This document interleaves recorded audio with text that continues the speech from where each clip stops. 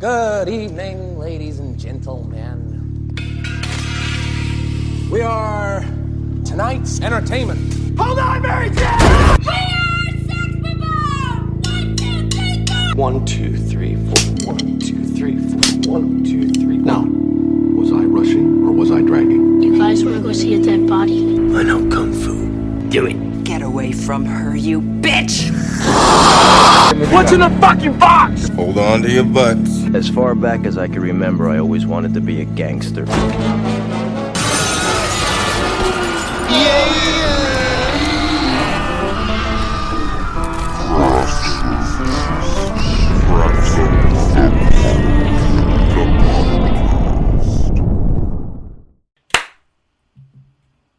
Sorry, my mom texted. Trent.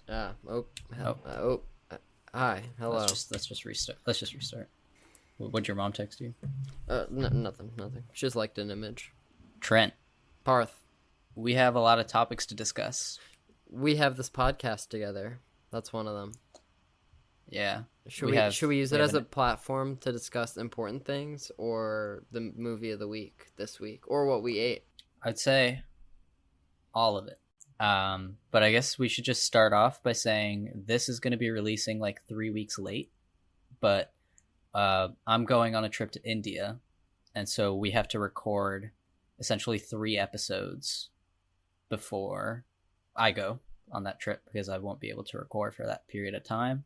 But as of recording today, this is so fucking weird to be. I feel like I'm reporting on this. The Supreme Court, as of recording, the Supreme Court this is just, very delayed overturned. by this point. Yeah, overturned. I'm sure Roe everyone's v. well Wade. aware. It's I guess, good. Bad news. Yeah, I guess just to state our position, this is pretty terrible. Yeah, no, Parth, I think you speak for the both of us. Yeah, gonna go out on a limb and say I think it's bad too. I said before that it's weird to discuss a movie of almost exclusively men on a day like today. Yeah, I mean the pod goes on, I guess. Yeah, maybe America falls, but craft services will continue. Tomorrow we have to discuss Top Gun, which is like supports the military-industrial complex. And oh Jesus, I didn't even think about that. Wow. Yeah. Happy? Yeah. Well, we're kind of going about this very backwards, aren't we? Because the Top Gun interview or the Top Gun discussion is coming out as of recording day after tomorrow. We still haven't discussed that. This is the last thing coming out, and we're recording this first. Well, this is roundabout, but nonetheless, apparently if you're in a lot of states, you can't get an abortion anymore, which like Loki, well, I mean, not Loki, it sucks. Quite high key. Sucks. I guess the only things we can say is like,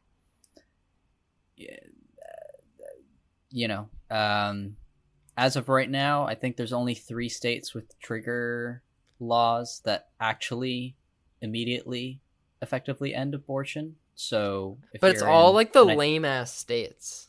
It's like Louisiana, South Dakota, or something. I saw the map, and it's all the flyover country, including Utah, which I feel personally insulted by, even though that it's mostly Mormons. So I see where they're coming from. I guess just if you are, I mean, everyone's affected by this, but if you are personally affected by this, this feels lame. But like, I guess we're on your side. Like, we're rooting for you, and it would feel weird to record today and not mention it in any capacity. As the debate about abortion continues, alternative ways of getting one are also becoming a part of the conversation. Plan C is an organization that helps women gain access to abortion pills that can be used without having to go to a clinic. News 8's LaMonica Peters talked with the group's co-founder about its work and laying the groundwork for these over-the-counter pills.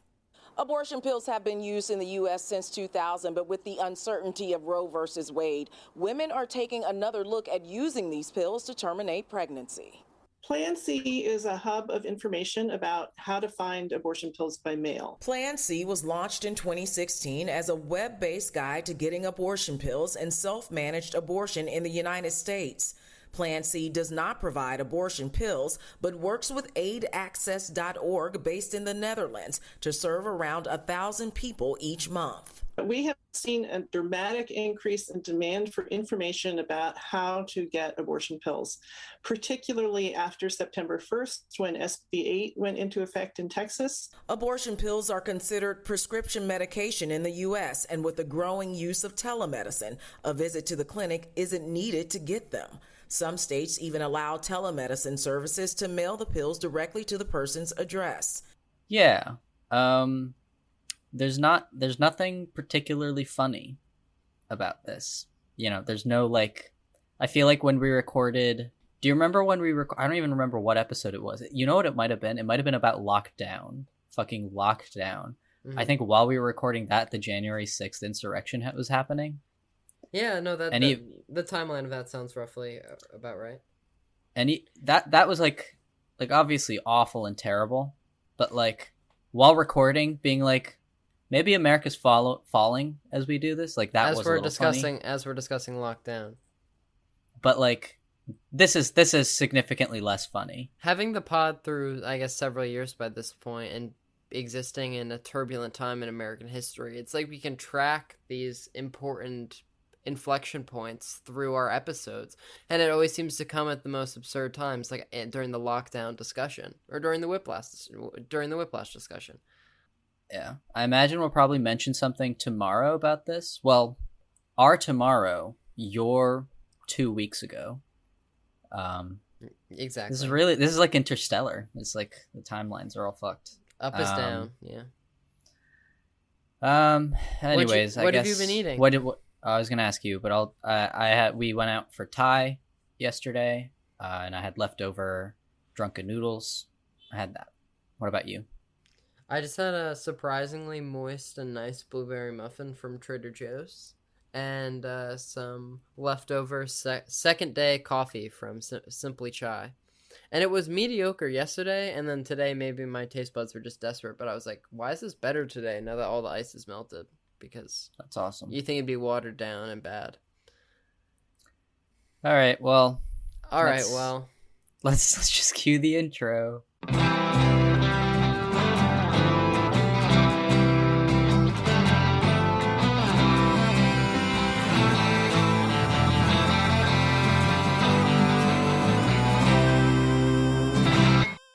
Parth, America's in a downward spiral and you're laughing. What are you going to do to stop it? Make a bunch of strongly worded tweets. Are you? Post an infographic. Are you tearing up Twitter right now? I kind of am. Is the internet shaking?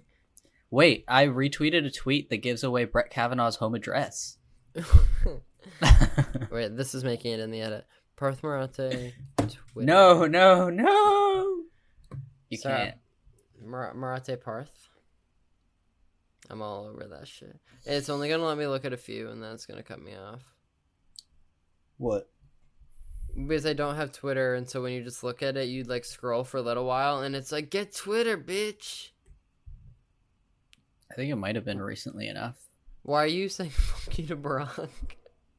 Because it's his fault. How?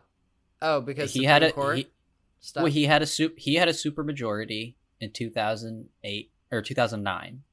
Didn't do anything with it except for passing Obamacare, which ended up getting repealed kind of anyways. Then wasn't able to push RBJ to retire. She should have retired. And didn't push Merrick Garland, all while he was in president. He had all three. He had the House, the Senate, and the executive branch. Didn't get anything done. Lost it all within 2 years. And then basically didn't get anything done for 6 years except to pass gay marriage, which is now also going to be overturned because of all the things he didn't do. Is gay marriage going to be overturned? That seems so crazy. That's what Clarence Thomas said, that they're going after 3 things next. They're going after contraceptives, same-sex same-sex relationship protections, as in gay sex, and gay marriage. Dude, we gotta. That's the next 3 things they're after. We gotta drop. It's not the people. I mean, the people suck, but like, people want this. Evil people, dude. Banality of evil. Isn't that the Holocaust book about like just following orders, or it's about the case, the Nuremberg? No, I'm just saying words. Nuremberg trials? No, you're right. I am. Well, I mean, the banality of evil is that Like- comes like it's from really that, far but away. like it's true. People try Or, to like- like make Nazis and things like mythic, like, well, like it's some crazy evil that has never been seen before or since, and that's simply not true. Anyways, Ready? Okay. 5, 6, and. Dragging just a hair. Wait for my cue. 5, 6, 7. Rushing. 5, 6, and.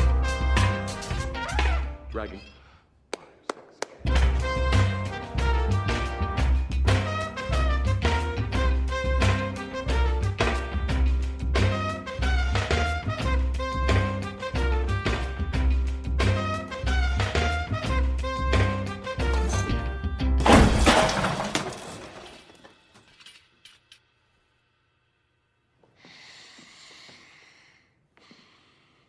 Why do you suppose I just hurled a chair at your head, Neiman? I don't know. Sure you do. The tempo? Were you rushing or were you dragging? I don't know. Start counting. 5, 6, 7. In 4, damn it! Look at me! 1, 2, 3, 4. 1, 2, 3, 4. 1, 2, 3. Now, was I rushing or was I dragging? No. Count again.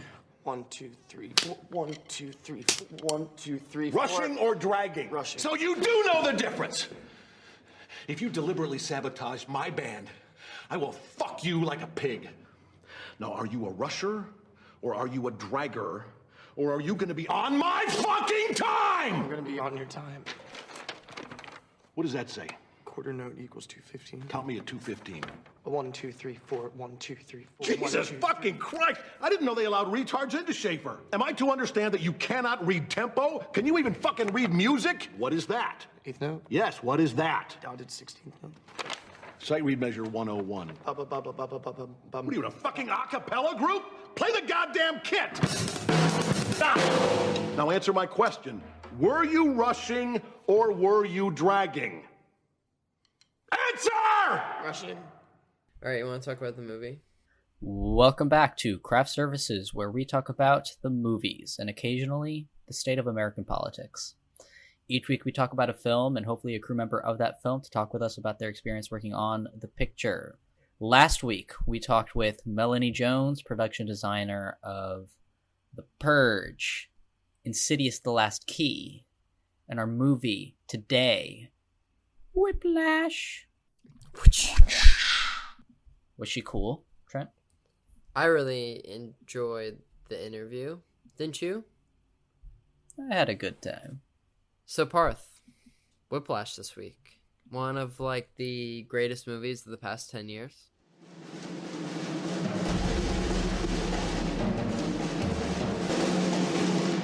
I'm sorry. What's your name? And your name, sir? You know who I am? Yes, sir. So you know I'm looking for players. Yes, sir. Just do your best. You're here for a reason. You believe that, right? I'm here for a reason.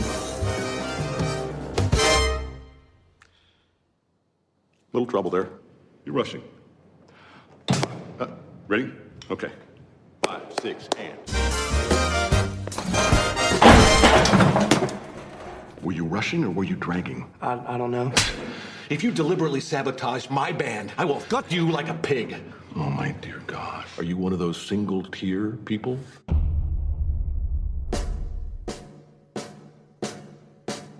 His opinion means a lot to you, doesn't it? Yeah. I push people beyond what's expected of them.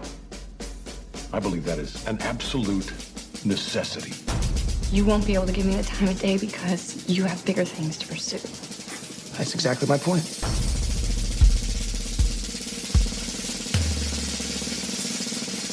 You are a worthless, friendless piece of shit whose mommy left daddy, and who is now weeping and slobbering all over my drum set like a 9-year-old girl.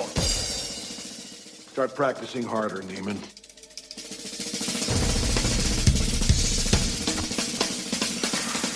Why would you let him get away with what he did to you? Because I want to be great. Are you a rusher, or are you a dragger? Or are you going to be on my time? I'm going to be on your time. Keep playing! Keep playing! Keep playing!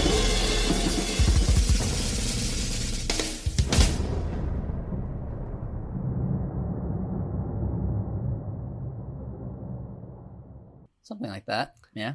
I mean, not to spoil our eventual thoughts, but we like this movie.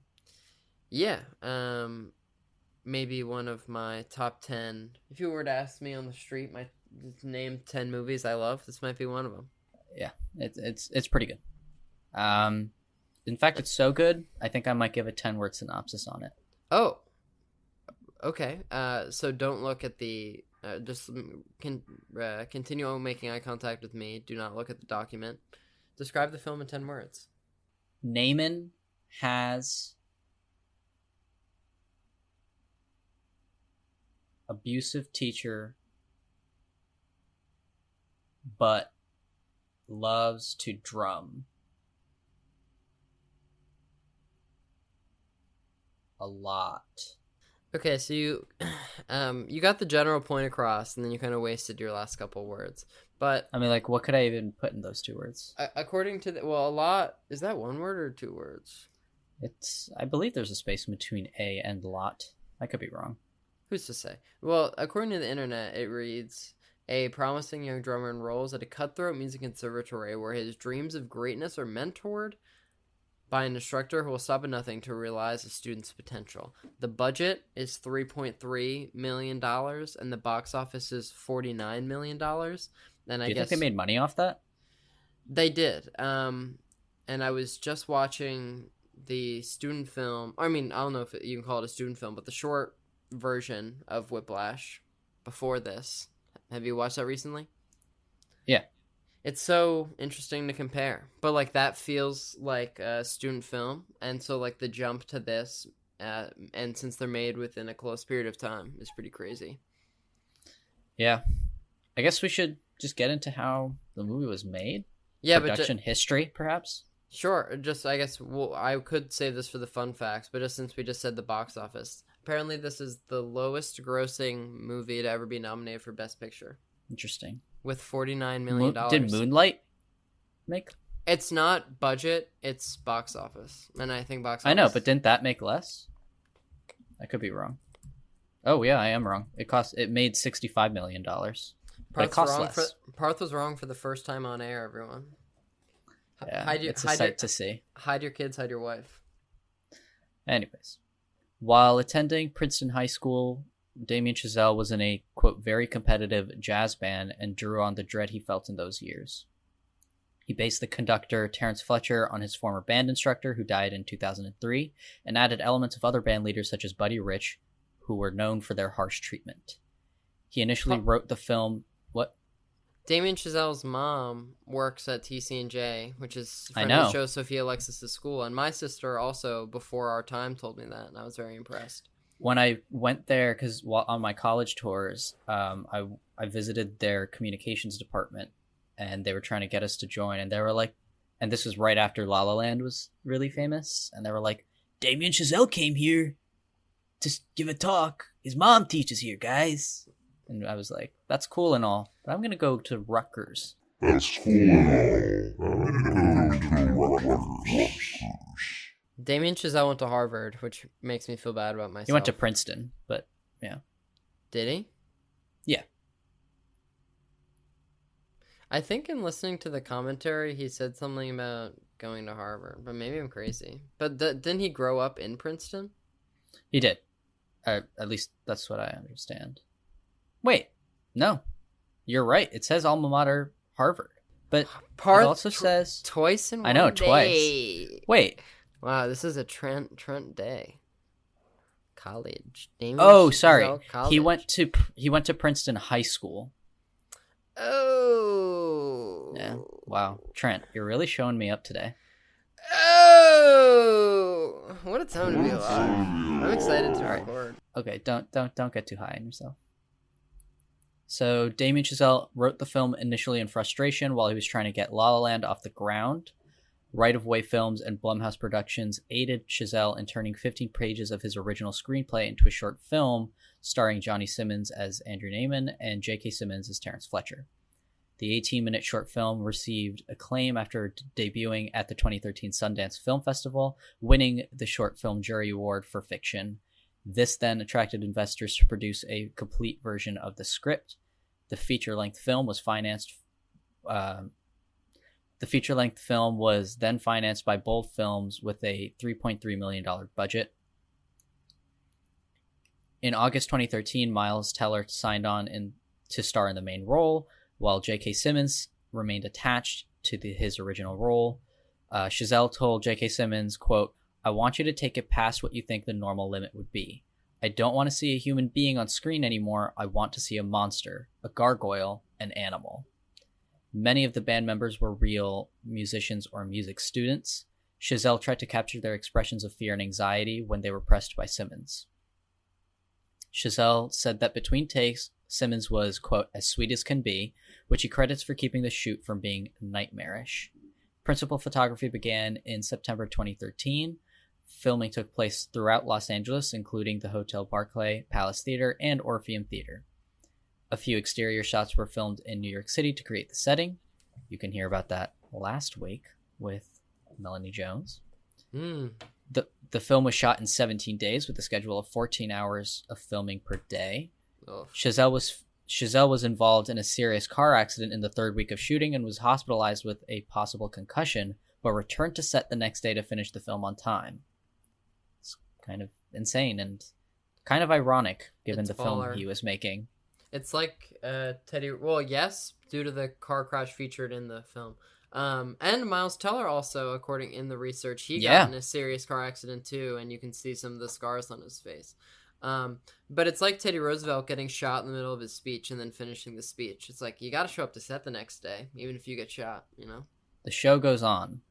Sacrifice your personal safety and health for art, guys. That's what craft services is about. Yeah. In North America, the film opened in a limited release on October 10th, 2014 in 6 theaters, grossing $135,000 and finishing 34th at the box office. It then expanded to 88 locations and then 419 locations. After 3 months on release, it had earned $7 million. It then expanded nationwide to 1,000 theaters to capitalize on receiving 5 Academy Award nominations, including Best Picture and Best Adapted Screenplay. Speaking of the Oscars, it was originally planned to compete for the Academy Award for Best Original Screenplay, but was later announced to be competing in the Adapted Screenplay category instead, to the surprise of Damien Chazelle, as that they were trying to say that the movie was based on the short film, but the short film was based on the original fully completed script, so it's a whole chicken and egg thing. At the 87th Academy Awards, J.K. Simmons won Best Supporting Actor, received the Oscar for that, and Tom Cross won the Academy Award for Best Film Editing. Craig Mann, Ben Wilkins, and Thomas Curley also won the Academy Award for Best Sound Mixing. Trent, want to give me some fun facts? Sure. Yeah, I saw in the research that in J.K. Simmons winning the Best Supporting Actor Oscar, he played that character for like 2 weeks, and that Ethan Hawke, who was also nominated, played his character for 12 years in Boyhood, and that it's pretty baller that he won. Yeah. Yeah. Okay, so some fun facts. The studio originally gave Damien Chazelle a note saying, quote, "He's good at drumming. We get it." In an attempt to try and take out the ending drum solo, Chazelle disagreed and kept the drum solo in the film. Studios are stupid. I feel like that note is just like trying, like that's just someone in a bad mood, and like now. Well, that's just like a fundamental misunderstand. That's probably somebody trying to make the movie shorter, but not understanding like how movies work, and so they're just giving an arbitrary note that this is a scene that goes on for a while, so we can probably cut it down. But it's crazy that like just some studio executive in a chair somewhere that no one cares about is giving like notes like this, and they can just be cranky and mean about like good material, and then they end up on IMDb trivia. Or if they're less lucky, then they get struck down because that their bad moods get in the way of actual decisions. So J.K. Simmons suffered 2 cracked ribs when Miles Teller tackled him during the last 2 days of shooting. Simmons managed to continue working despite his injury. Jason Reitman convinced Damien Chazelle to cut a scene involving Fletcher sitting alone in his apartment after Andrew's first studio band class. And I saw that they said because Andrew is currently in every scene of the movie, and it's like basically told through his perspective, so it'd be basically weird to have one scene that didn't. We talked about this last week. Yeah, we do. The film was one of the, I shared that already. The film was shot, edited, and submitted into Sundance in 10 weeks. The screenplay for this film was featured in the 2012 blacklist of the most liked unmade scripts of the year. Though she received top billing for her performance and is the 4th cast member to be listed in the end credits, Melissa Benoist has less than 10 minutes of total screen time. We can hear the voice of director Damien Chazelle screaming Tanner when Carl Tanner is arguing with Andrew due to the loss of his music folder. I heard that today and I thought it was supposed to be Fletcher, but it just sounded like... That's what I thought. Yeah, right. In real life, Joe Jones never threw a cymbal. He dropped it on the floor, gonging Charlie Parker, the equivalent of the modern buzzing someone off. I only included that because they talk about it like twice in the dialogue. Dane DeHaan turned down the role of Andrew. That's, I think, a good decision. I didn't know who that was or if that's real, but he played the Green Goblin Jr. in Amazing Spider-Man 2, which is not a good movie. Both Miles Teller and J.K. Simmons portrayed comic book characters in a Marvel film. Simmons as J. Jonah Jameson, as well as Commissioner Gordon in Justice League? League, yeah. I didn't see that movie. And then Miles Teller as Reed Richards and Mr. Fantastic in the bad Fantastic Four movie. And then it also said that... Four stick, if you will. Yeah, and then also the Melissa Benoist played Supergirl on TV, and I was like, oh, maybe she was like kind of famous for a minute there. But what network was that on? Like CW. Yeah, like I don't care. Okay. Like, did you ever care about like the Arrow or any of that bullshit? I never got into Arrow. I stand by the fact that Flash season 1 is good. And then after that, it kind of devolves into things I don't care about. Speaking of, what's Ezra Miller's status legally? Is he on the run? Are they on the run? We don't know what their up to status exactly. Is. We again, as of recording, by this point, who knows what will have happened, really? Because remember a few weeks ago when they were just in Hawaii and they were just like getting disgruntled at a bar, and I was like, what happens in Hawaii stays in Hawaii. But also now, also they're reportedly on the run with like an 18-year-old, who says that they feel safe with Ezra Miller, but they're 18, and they are also housing a young mother with 3 kids. I remember at a farm a few years ago, someone showed me like a weird video of Ezra Miller like kind of like pushing someone and then like choking them. Oh, like choking them? Yeah, no, that happened. Whoa, bro. And I was like, what's this? And it just seemed like so artificial, but now it makes perfect sense, like given all this other information. They seem like an interesting individual. Wow, you're phrasing that so nicely. Sure. So the title of the film refers to many things. The jazz piece Andrew Lerner performed with Fletcher's band, a common neck injury from car accidents, which you see in the movie, a beating of a drum similar to the cracking or lashing of a whip, and the abuse he suffers under Fletcher. And I read a fact that Andrew only successfully makes it through 2 full songs in the movie, and it's Whiplash and Caravan, which are both really good songs and on the soundtrack. And the soundtrack of this movie, while we're here, I mean, the whole movie is a music movie, but what jazzy, sexy fun. It's quite good. I watched this movie in like 8th grade, and that was like my shit for a while, this soundtrack. Yeah. I don't blame you. And like the colors, it's just like nice and moody, and the momentum of the film, just like all of it. Now we're going to slow it down a little bit. I'm guessing most of you folks have heard of it.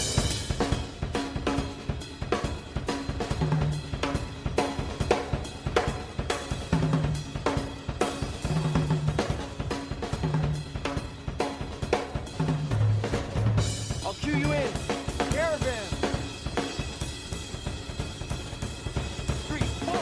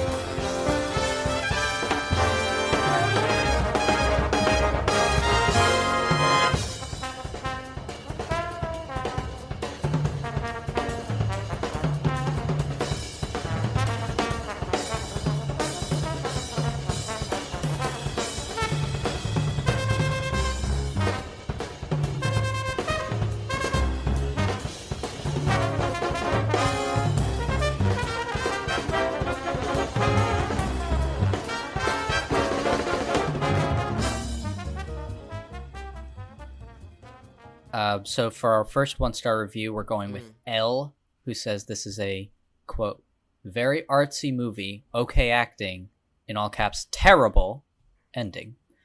Typical Sundance artiness with no real substance. This movie brings you through an incredibly difficult time in a, in parentheses, fictional drummer's life. You expect redemption for all of his hard work, but he just ends up nearly killing himself for his abusive conductor. I feel like she's almost there. That's like a misread of the ending. What do you mean she's almost there? Like it's a complete misreading, but like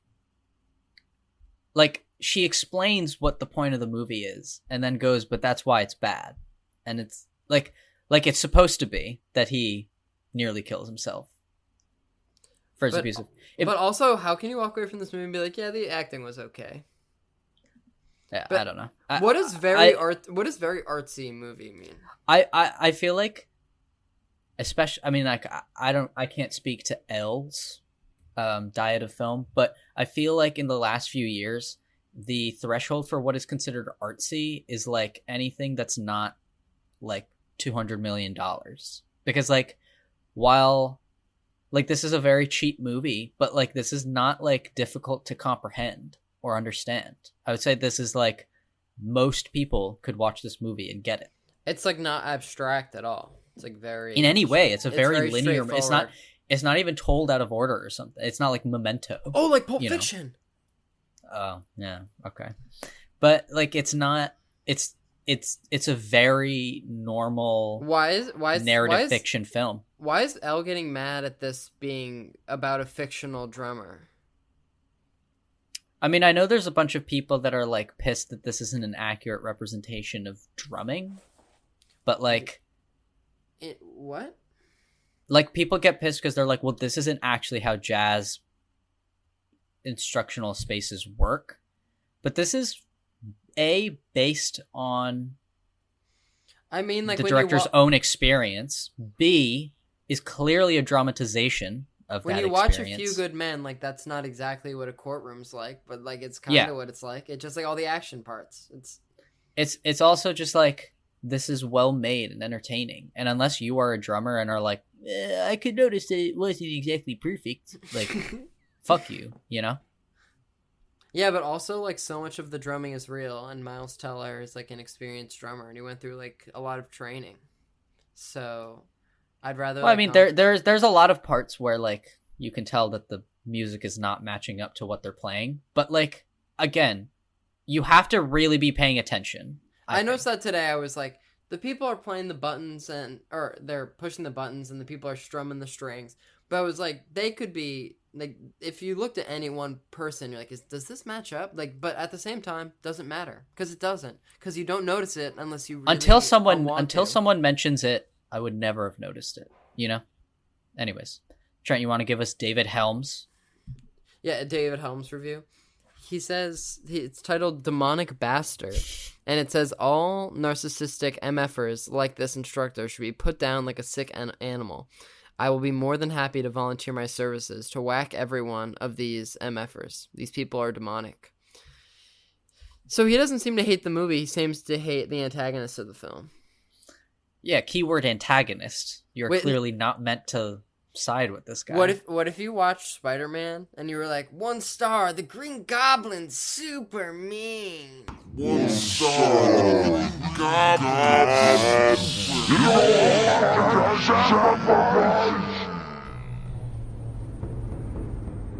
It'd be like watching The Dark Knight and being like, I don't think the world should burn. You know? So this is from Jeff. Yeah. Wait, also, David Helms threatened to kill people. He said that he'll kill anyone. True. He said he'll whack anyone who behaves like this. And good on him, I guess, you know? Do you think he was at the insurrection? So this is from Jeff, and it says, had no idea I bought this. Haven't seen it since I had no idea I bought it. Yikes. And the other thing I found funny is that 3 people found this helpful. Like even if you did buy something accidentally, like you can write a negative review about Amazon as a service, but why are you taking out on Whiplash the movie? Yeah, it's truly it's interesting for sure. But you know what else is interesting, Trent? The film of the week this week, Oscar nominated film. Whiplash. Trent, I feel like asking the second half of this question is a little moot, but what's working and what's not working? What's working? The inserts. So many beautiful inserts of people playing instruments, and extreme close-ups, and also that's why people like Whiplash, the inserts and the close-ups, and also J.K. Simmons. I mean, like I said before, like you can watch the short film version, and if not for J.K. Simmons, it would just be a really good short film. But like, it'd be a really good student film. But then when you're watching with J.K. Simmons, it puts it in a new league. It's shocking that this movie was shot for $3.3 million and in 17 days, and like it looks so much better. And like feels so much better than like most other movies that I've seen, you know. Like, I think Damien Chazelle has a really good grasp on like film language and how to, use it to convey a mood, which I don't think comes across as well in the short.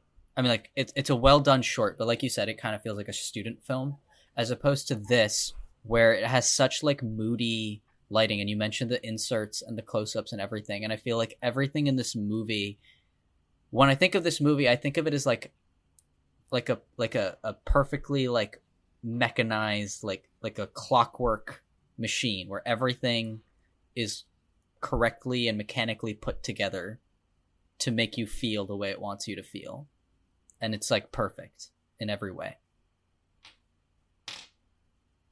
Wow. I left Trent at a loss for words, I guess. No, I just had a thought and then I forgot it. Now I'm mad at myself. Oh. Remember during the interview when Melanie Jones said that, like, she saw the shore and was like, this is, like, very bright. We should, like, make things darker. Like, it's crazy how we talked to the person who made Whiplash dark as it is. Dark as it is here today. Because, I mean, I was embarrassed to say it on the air to use this overused reference, but I was like, this is pretty Taxi Driver-y. There are a lot of greens and oranges going on here. But she seemed to like that. She was okay with that, with that comparison. Yeah. I think this movie, it's like a perfect script and a perfect execution of that script. Like, I think that, like, everything in the movie is essential, and I'm really glad it won editing. It won the Oscar for editing at the Oscars because the editing is so interesting and fun and fast. Yeah, but I mean, it lets. I feel like it's always kind of like throwing you off balance, where sometimes it'll let a shot last like a little bit longer than you think it's gonna last or should last, maybe conventionally, and then other times it's like really like quick in the way that it's cutting. And I feel like they know. Again, I feel like Damien Chazelle just has a good idea of how to use the form of the movie to make you feel the way the main character is feeling, if that makes sense. What are his other movies? La La Land and High Life? Am I crazy? No, not High Life. First Man. First Man. Those two movies occupy the same space in my brain. Have you seen First Man? I have. Is it good? Is that it's his most really recent? Really good. Film, yes. He did a short series for Netflix called Eddie, where he directed 2 episodes and was like kind of the consulting producer, showrunner type figure for that show. I haven't seen that, but his last movie was First Man, which is excellent, and his next movie is coming out later this year. Babylon, starring Brad Pitt and Margot Robbie and Tobey Maguire. Whoa, that's crazy. So I know you talked about this, like reading the script of this and how nice of an experience that is, and I haven't done that. But it's crazy because when I watch this, I'm like, oh, it's all the performances, even though the script is very snappy. But I envisioning this without J.K. Simmons, I'm sure is hard for everyone. But also, I think Miles Teller is also like perfect. Yeah, I mean, I think obviously the acting is really, really good, and it clearly, I think J.K. Simmons is like the powerhouse performance in the movie, and this movie would be a much lesser movie without him. And I think, again, it's weird that they asked Dane DeHaan to be in it. I feel like I can't see that. I feel like Johnny Simmons from the short makes more sense. Yeah. Although I'm glad they didn't go with him. I feel like he's not right. Apparently he didn't actually play the drums. Well, I think that less so that, but I think he has kind of like a softer. I don't know how to explain it, but like, I was gonna bring this up of like Miles Teller has like a weird presence in Hollywood, where like he's a star, but like I don't really know how to place him because he's not like a Tom Cruise figure or something where like despite his proximity in Top Gun. Yeah, but like, but do you know what I mean? Like he isn't like, he's the sexy one. Like no, but he's not like in the tabloids. I say. But like, I think he has this interesting star personality, and I think Damien Chazelle knows how to use him in this movie. So I was watching, I mean, there's so many good scenes in this movie, but like the Not My Tempo, like throwing the chair, I know like that's all adapted from the short, but it's like maybe the strongest. I mean, that and the ending are like really hard to take your eyes off of, and like the before and after of the car crash scene. Like him playing the drums while bloody, and also, do you know when it's the 3 drummers, and every time they mess up, he switches them? That's a good scene. Yeah. Well, that scene's like tough to watch Yeah, anytime I watch the movie, it feels like it's going on for so long.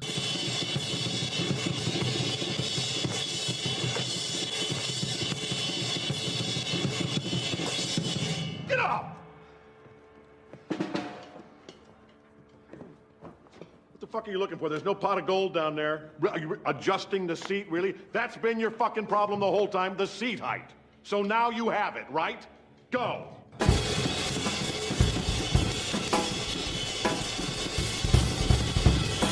Bullshit! Fuck you! Neiman.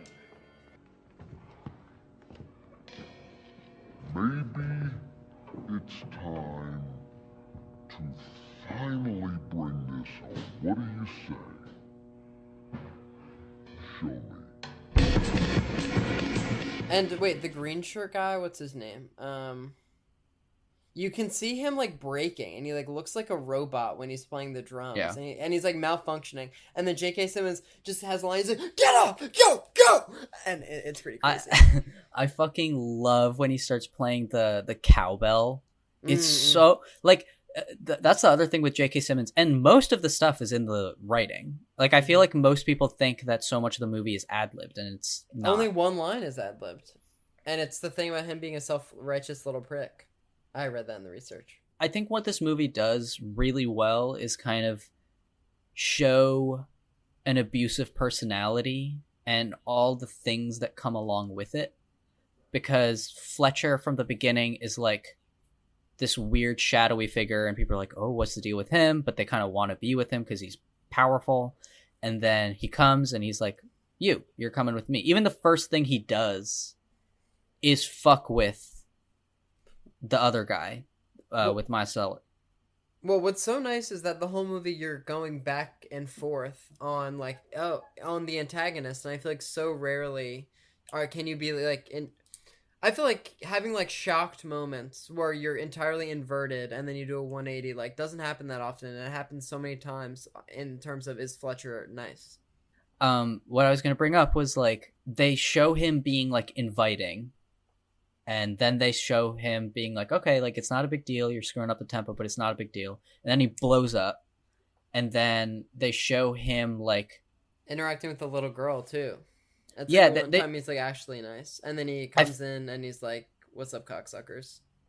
I feel like the easy version of this character is to show that he's all nice and cheery and, you know, whatever to everyone on the outside, and then on the inside he's a complete monster.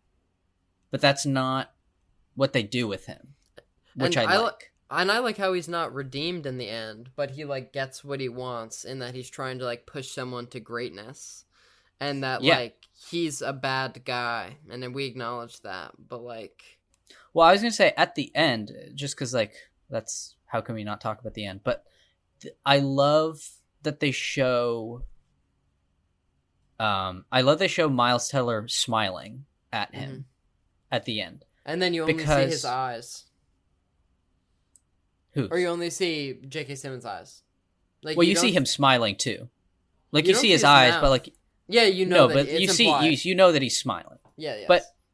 But the reason I love seeing Miles Teller smiling is, again, I think this whole movie is kind of, it's really good at showing an abusive relationship where by the end he's screwed over Miles Teller so much, and then Miles Teller does this great drum solo, and then Miles Teller thinks I did this drum solo kind of because of Fletcher, like he which is what I assume by seeing him smile.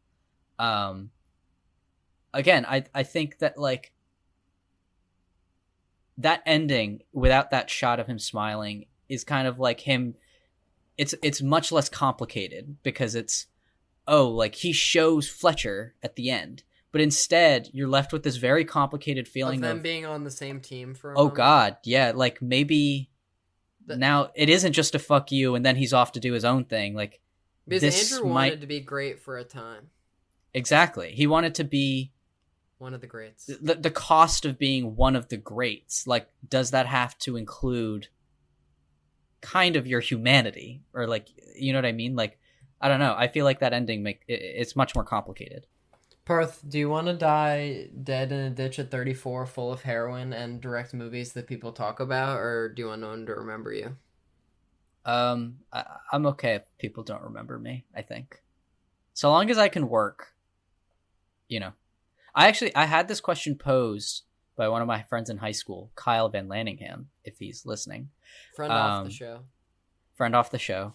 He'd asked me in high school once, like, would you, if it meant it took 10 years off your life, would you choose taking 10 years off your life, but you become a very successful person, Hollywood director? Mm-hmm. Would you do it? And I think I said yes.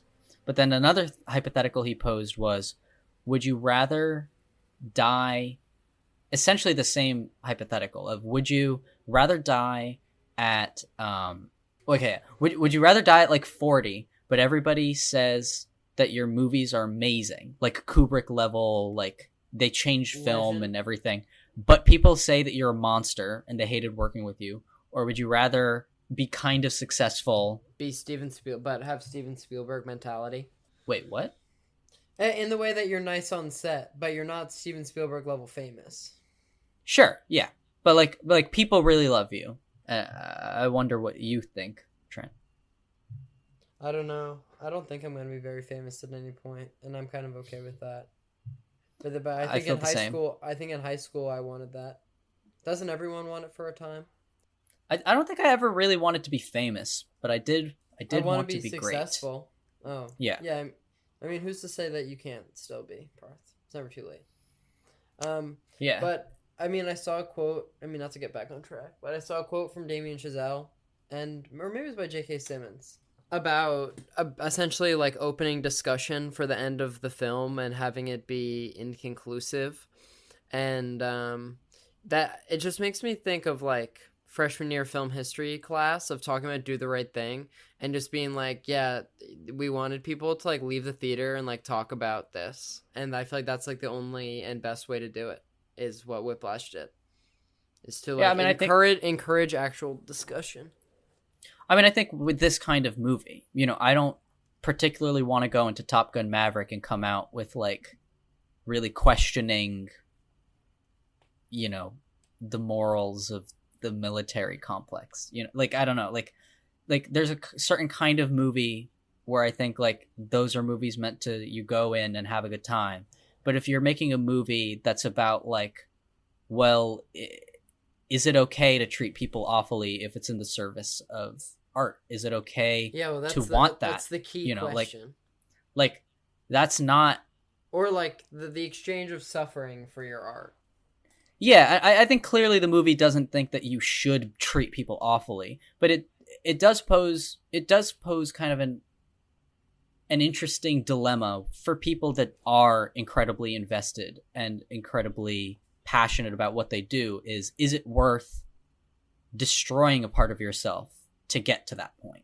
And sacrificing your other relationships. Not to be the adult in the room. Yeah. Like, and I think that if you make a movie that's about those kinds of topics, having it end with like a didactic kind of, this is right, this is the correct, this is the answer, it would have been like a disservice to what the movie is trying to go for. Because there's no correct answer. There's, you know, you shouldn't treat people, I'm on the side that you should not treat people badly, regardless of whether you're trying to make great art, good art, whatever. And I think people should be well-functioning human beings outside of their art or whatever they do. Having said that, like, you know, we're in film school and it becomes difficult because people expect you to kind of, you know, they ask you to, I mean, the film industry asks you to work crazy long hours and to like kill yourself over not that much pay. And, you know, you get yelled at on set and all this shit. And so it's a difficult thing. The two most harmful words in the English language are good job, you know? Yeah. You want to know the awful thing? Sure. When I was in when I saw this movie for the first time, I was like, yeah, no, like he sucks, but he's right. Yeah, I mean, I know you said that you like a lot of the Fletcher quotes, but you can't say a lot of them because they use words that were allowed in 2014 and no longer allowed 8 years later. Well, no, I only like one. I only like one specific quote where I'm like, that's so funny, the way he delivers it. But it's like a truly awful thing to say, and it's the thing he says about the calculator. Why would you give it to Neiman, right? You give a calculator to a fucking retard, he's gonna try to turn on a TV with it. Now get your sticks and get your ass on stage. But and Mars Bar was your Twitter header for a while now. It was. There's no fucking Mars Bar down there. I thought it was funny. Is there any point in talking about what didn't work in this movie? Because it's so good. I think this is one of the rare perfect movies. Jackson Clark regularly has only seen this movie once, 4-time guest of the show, so you'd think that we'd respect his opinion. But he's seen this movie only once, and he argues that the Melissa Benoist subplot should be cut from the movie and has nothing to do with anything. And so I'm just putting him on I mean, blast that's here. just like absolutely like a dog shit, stupid, nuts, shit brains reading. That's fine. I mean, you can have that reading. Doesn't mean it's good. Yeah. Well, again, it's showing that he has the capacity to have a life outside this, and to, this girl. He goes on this date, and it's awkward. You seeing that date gives a good reading for who he is as a person, because he's on this date, and all he can talk about kind of is he's like, oh, they've got good music here, and like he's like you see that he's awkward, and that he, he's just a little bit off, or not focused on what's happening. He's like a little stiff. Like, I don't know. In the short, Johnny Simmons seemed a little bit more like timid, but Miles Teller's just more like stiff. Yeah, and you see that like this could be, but like by the end, it's like good, because they kind of are able to connect on the fact that they both feel kind of lonely in the city and alone and whatever. And so it could be the start of something, and then you see that he like fucks it up like really terribly in the way that he breaks up with her. And you see in her going like, you think I'm like some ditzy girl that's like doesn't know what's going on, doesn't really have a future, I would hold you back. And him saying yes to that kind of shows you where he's at. So I think saying that whole it's not a subplot, it's the movie. Like, this isn't a movie with subplots. It's kind of like I mean, you're kind of right about that. It's kind of one continuous stream of consciousness. But that's like his emotional like low point in terms of him treating other people poorly. Exactly. Because I want to be great. And you're not. I want to be one of the greats. And I would stop you from doing that. Yeah. You know I would stop you from doing that. You know that for a fact. Yes. And I'd barely see you anyway. Yeah. And when I did see you, you treat me like shit because I'm just some girl who doesn't know what she wants. And you have a path, and you're going to be great, and I'm going to be forgotten. And therefore, you won't be able to give me the time of day because you have bigger things to pursue. That's exactly my point. What the fuck is wrong with you? You're right, we should not be dating. And then him asking, once he's finally alone, and it's like, oh, I've got this one gig, and he asks her like, oh, would you come to that? It's really awkward. That whole relationship, the only relationships that you see outside of his school is with his dad and with Melissa Benoist. And with his dad clearly cares for him, and there's that whole thing. But with her, you see the consequences of like, you can be this incredibly highly focused, highly like kind of fucking on person all the time about whatever you love, but that'll have consequences. You won't get the girl, your girlfriend, you break up with her, you can't just get her back when you want her. She's probably dating somebody else and probably pissed at you for how you talk to her. The new boyfriend doesn't like jazz, apparently. Yeah. Like, I don't know. Like, I think that saying that shouldn't be in the movie is to discredit and not understand what the movie is trying to say and show about the obsessive nature of trying to be great at art or at anything, really. I'm not a La La Land hater, but this movie's better than La La Land. I think it's unfair to compare these because they're quite different in what they're trying to accomplish. But yeah, true. I prefer this to La La Land. They are two movies that heavily feature music by the same director, so I'm comparing. I guess, but like, I don't know. They're not like the same really at all. Other than featuring jazz and being the same director, even just stylistically, this movie is very different. Would have been crazy if La La Land won Best Picture. Remember that almost happened accidentally? It did, and then it didn't. Well, I mean, it didn't happen. It just... I know. It almost happened. You know? Yeah. Should we talk... Is there nothing to say and what's not working? Should we just enter the ratings gauntlet? I mean, try to bring something bad to the surface.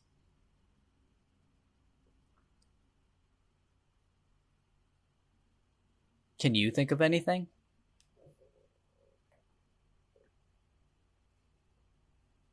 Can you play the Jeopardy theme song while we try to think of something?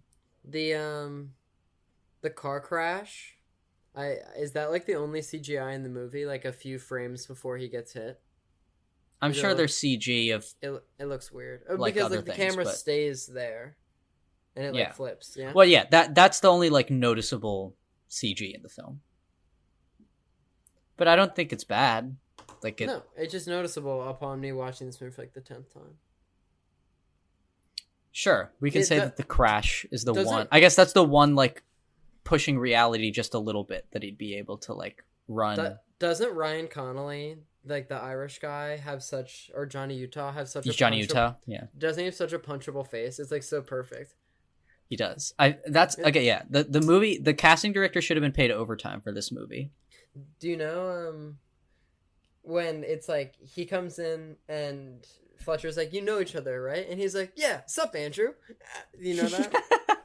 I don't know. Yes. It's just like so many of the lines in this are so funny. And and Neiman saying, turn my pages, bitch. I can play that. Yo, fuck off, Johnny Utah. Turn my pages, bitch. Yo, fuck off, Johnny Utah. Turn my pages, bitch. Awesome. There's so many lines in this movie. Give me that one. Are awesome. Give me one, Parth. Well, again, like, the one that always gets a laugh out of me, out of just like this, like should not be funny. This is horrible. But it's when is it Tanner? Yeah, Tanner loses gives it to Neiman, and then Neiman loses it, and then he goes, Neiman lost the folder, and he's like, what do you mean Neiman lost the folder? He's like, I gave him the folder and he lost it. He goes, why'd you give it to him? If you give a calculator to a arsler, he'll try to turn on the fucking TV with it. And it's the most awful thing. But like, it's the way he delivers it is so funny. And the other funny thing is that it's Andrew Neiman. That's his name. And everybody else calls him that. But the only person that calls him Neiman is Fletcher. Well, Damien Chazelle said that was intentional because he was like, Fletcher change his name to get under his skin. It's in the script. Again, another thing of like, abusive personalities do that. It's like a form of control of like, I'm not going to say your name correctly because fuck you. Again, what's another thing that I find funny? You're going to add the clips of all these things happening, right? After we say them? There will be clips. Clips galore. Okay. Of course, there's no fucking Mars bar down there. That's funny. I feel like his attack of all of the jazz band is like so Full Metal Jacket, you know? Yes. Yeah. Well, also the other thing, it happens just before there's no fucking Mars bar down there, it's not really like a line, but again, it's like his mannerisms when he's like, we have an out of tune player, and then maybe a bug flew in my ear, and then he's like going through each. Or wait, no, it's not during that. It's during the initial scene where he's like, where he's in the not studio band he's in at Nassau the beginning. Band. Yeah, he's in Nassau, and then he's like going through each player, and he goes like, "Let's just see if you're in second chair. Should mean you're cute. Should mean you're good. Let's hear if you're here just because you're cute." And then he's like, "Yep, okay." It's just so funny. I was just gonna bring up that exact thing, but since you did, I'll say when he comes in and he like flips through their music and he just looks at it for a while and he goes, cute. Yeah, it's so funny. It's like such a dick move. Like, it's so funny though. His head just looks like so veiny, like the whole movie. He just looks like so muscular and scary. And I noticed today that like the movie begins and ends with him like taking his jacket off, you know? Yeah. Oh, another thing. When I was in high school, I had a friend who was gay, and we both found the Mr. Gay Pride of the Upper West Side line funny. Unfortunately, we are not serving Cosmopolitans and baked Alaskas. Anyways, it's funny. You're just going off. All right, I think it's time for the... Oh, fuck! Find the fucking folder! A dumb fuck! A dumb fuck! Can you even read music? Yeah. If you deliberately sabotage my band, I will fuck you like a pig. Yeah.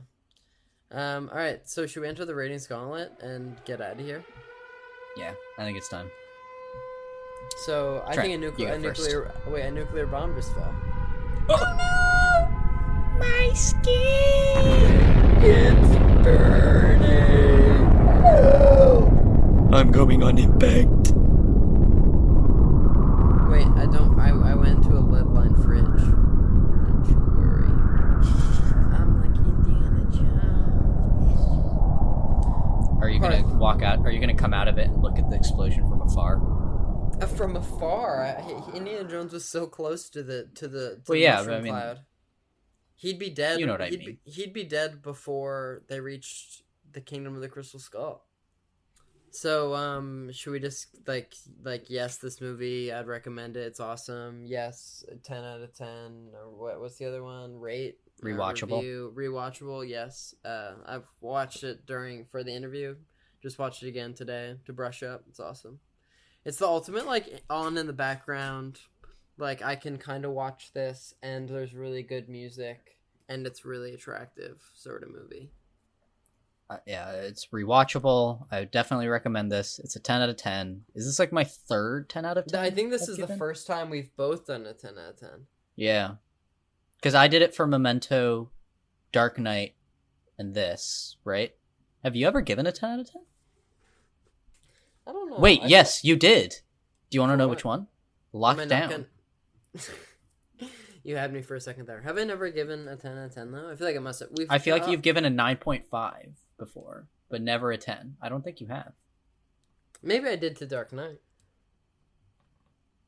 Oh, I think I bullied you into a 10. Yeah, this is the first time without bullying I've given you. We both yes, without any form of resistance. I'd more than happily give this a 10. I see it. The Dark Knight's a 10. I see it in a lot of people's Letterboxd top 4, and I don't know if this was in the research, but has a 4.4 out of 5 on Letterboxd, which is one of the highest 250 rated on the entire platform. All right. Well, I guess that settles that. Yeah, that settles American politics. Wait, Trent, you know what? Everything's okay now. You know what episode comes out after this one? It's our 100th episode special. After this? Yes, this is the 99th episode. What's gonna be the 100th? The timelines of this is really fucked up because I don't think we've made like our 96th episode yet. We just released our 96th. 97th and 98th have yet to be released. This is the 99th. Still a mystery to us. Yeah. So what's 100? Well, we have 3 weeks to figure it out. You should go abroad and think about it. Yeah. And just Maybe take some time. Maybe the sweet Indian air will incite ideas in my mind, you know? Yeah, I was just gonna say that exact thing. Except you said it, and so it's okay. Okay. Okay. Should everyone find us on Instagram and Twitter? Apparently, Parth is lighting up Twitter. If you're interested in checking that out. All right. But that's just personal. Parth at Marathe Parth. But you can find us at thank you for giving that. Craft Services Pod. And if you want to just email Parth personal stuff or pictures of like warts on your back or whatever growth in your mouth, that's at you're gonna want to find him at parthmarathe@gmail.com. And you can go ahead and send it. That's his real email. So go ahead, send over whatever you want to send. I'm not even editing this episode.